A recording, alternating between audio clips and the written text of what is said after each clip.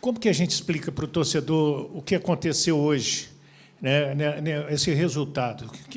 Que análise que você faz?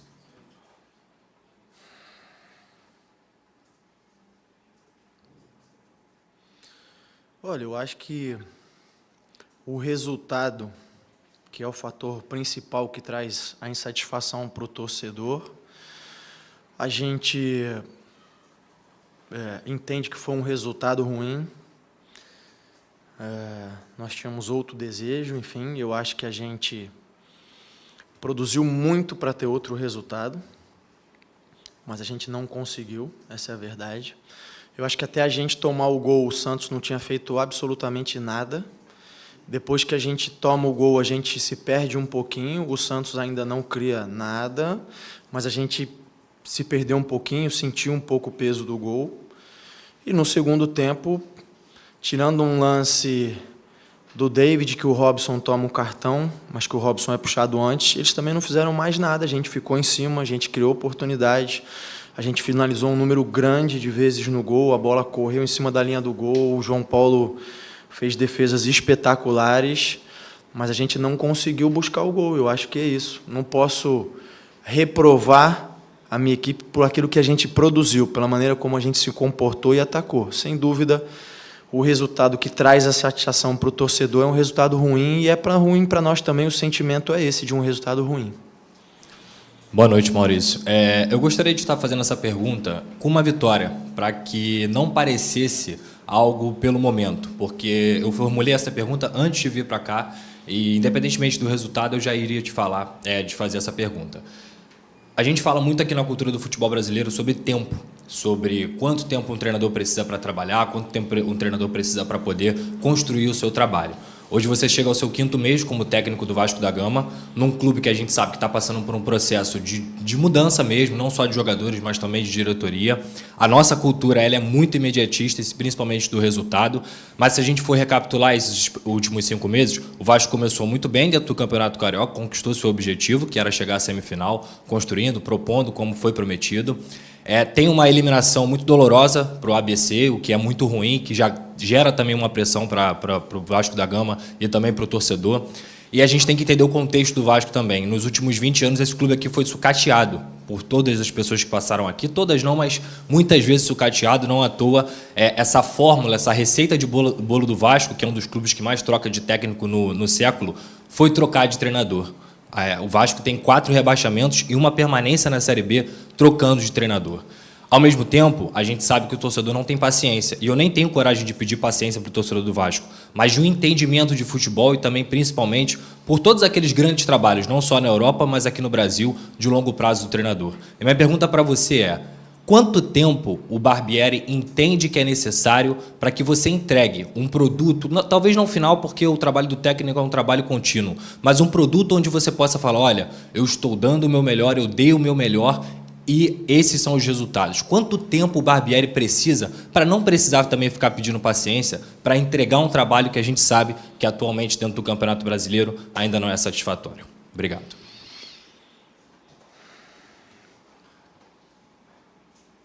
Bom, boa noite. Eu acho que você elaborou muito bem, antes de fazer a pergunta, né, o ponto final. E eu já vou te adiantar, assim, eu não tenho como te dar um prazo exato, daqui tantos jogos, ou daqui tantos dias, ou tantas semanas. Eu acho que vai na linha do que você falou. Você fez um resgate que é importante, que é importantíssimo, né? Que é esses últimos anos, como o Vasco estava sucateado, os rebaixamentos e tudo aquilo lá.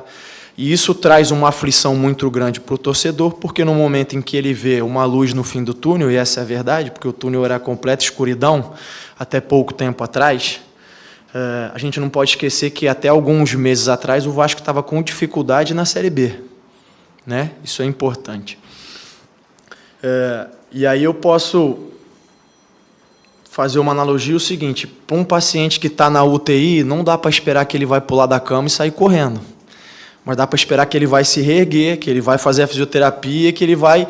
E a gente está nesse processo.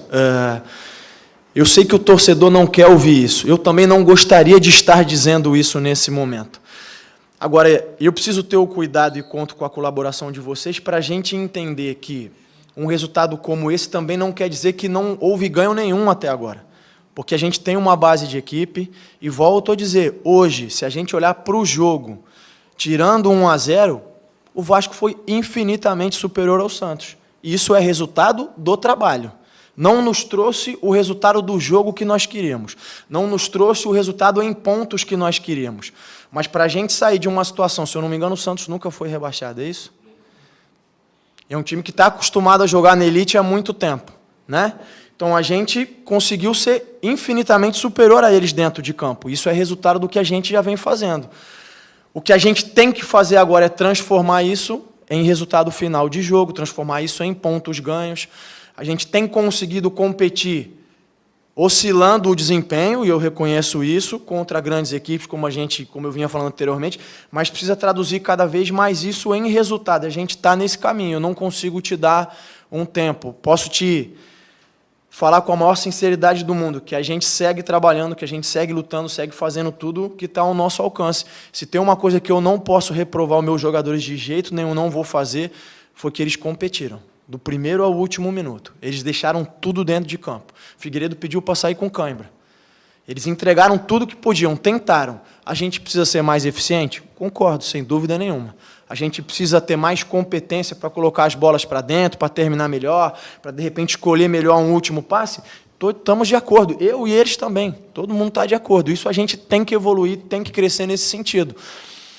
Mas é um processo. Muitas vezes é doloroso. E aí, eu entendo a insatisfação do torcedor, ela faz parte, o torcedor tem direito de se manifestar como se manifestou, cabe a nós trabalhar, fechar a boca e tentar entregar cada vez mais e melhor.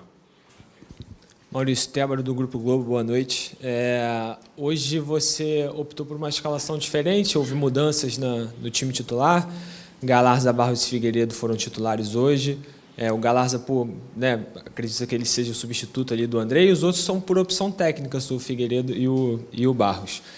Uma partida, como você falou, até o gol que o Santos fez, o Vasco tinha uma postura, conseguia trabalhar as jogadas ali no campo de ataque, e aí o gol acaba condicionando muito a partida, que você falou, mexe com os jogadores do Vasco, e também condiciona a partida porque o Santos recua e dá menos espaço, né?